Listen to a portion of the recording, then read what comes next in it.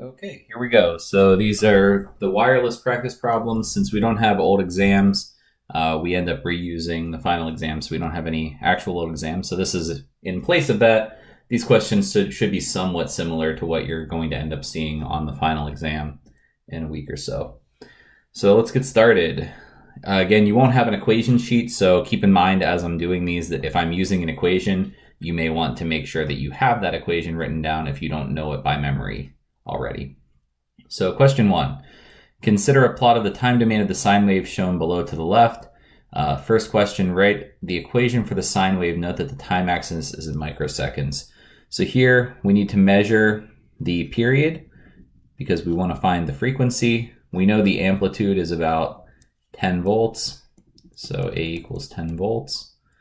And we need to measure the period, so that is the peak to peak distance. So that peak to peak is somewhere from like 0.1 to about 0.6. So we'll say that our peak to peak, our period, is about 0.5 microseconds.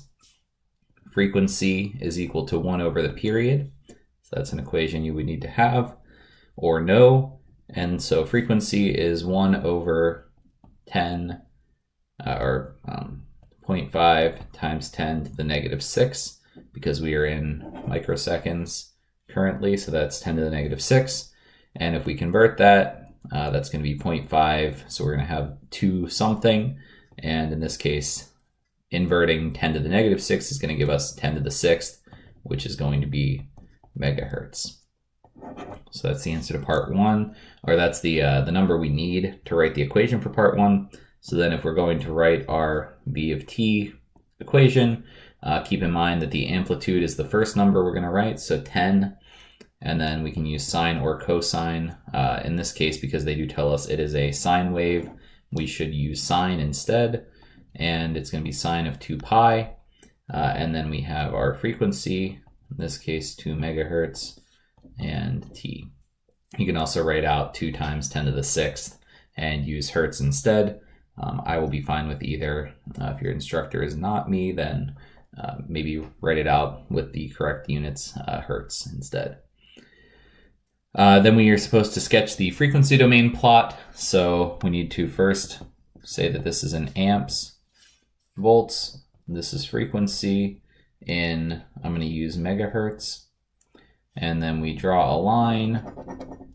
You can either put the scale there, or you can say this is 10 volts, and this is for 2 megahertz. So this is just switching it to the frequency domain instead of the time domain. Okay. Question number 2, which of the following are advantages of using modulation? So part A, systems can have smaller antennas. That's definitely true. B, modulated signals have smaller bandwidth than baseband signals. No, the bandwidth is actually going to be the same because it's going to be based on the baseband signal, so that's false. So not that one.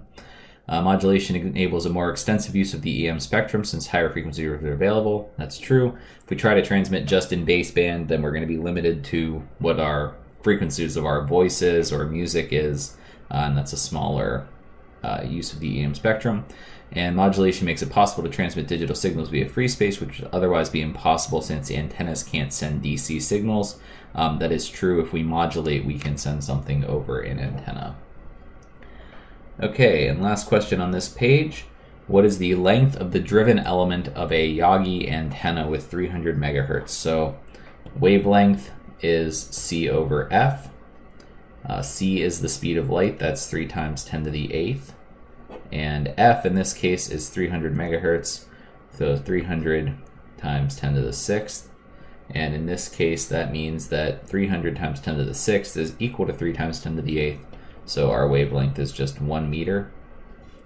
And then we need to remember the length of the driven element of a Yagi antenna is a dipole. The length of a dipole related to wavelength is lambda over 2, which means that our length is 1 over 2 equals 0.5 meters. So there are a couple equations that you'll need to know. Make sure that you have written down for the exam. Okay, on to the next question.